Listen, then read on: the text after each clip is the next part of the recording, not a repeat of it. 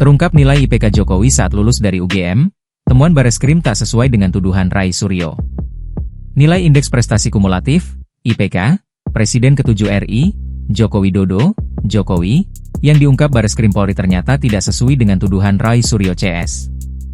Rai Suryo sebelumnya kerap mengatakan kalau IPK Jokowi nilainya di bawah pukul 2. Transkrip nilai Jokowi selama kuliah di Universitas Gadjah Mada, UGM, Fakultas Kehutanan pun sudah diungkap ke publik.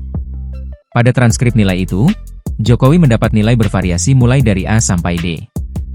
Rai Suryo menyebut IPK Jokowi di bawah pukul 2 usai pengakuan ayah Gibran Rakabuming Raka itu di seminar Mahfud MD. Yang memicu isu ijazah palsu, sebenarnya Pak Jokowi sendiri. Tahun 2013 dia bercanda dengan Profesor Mahfud MD di bulan Juni 2013 tentang IPK. Singkat kata, waktu itu Pak Mahfud cerita IP-nya 3,8, Pak Jokowi cerita di bawah 2, kata Rai Suryo, dilansir tribunnews.bogor.com pada Senin, 26 Mei 2025. Bahkan menurut Rai Suryo, hal itulah yang membuat banyak pihak melakukan analisis terhadap ijazah Jokowi.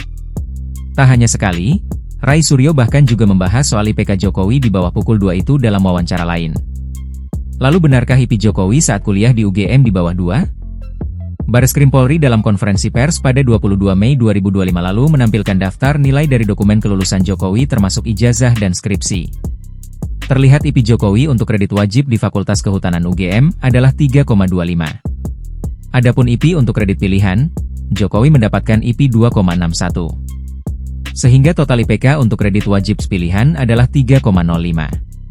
Dari penayangan daftar nilai Jokowi semasa kuliah di UGM, terkuak bahwa IPK Jokowi adalah 3,05, bukan di bawah 2. Dikutip dari tribunnews.bogor.com, sebelumnya dari daftar nilai dan IPK Jokowi juga pernah diungkap oleh dosen pembimbingnya yakni Kas Mudjo.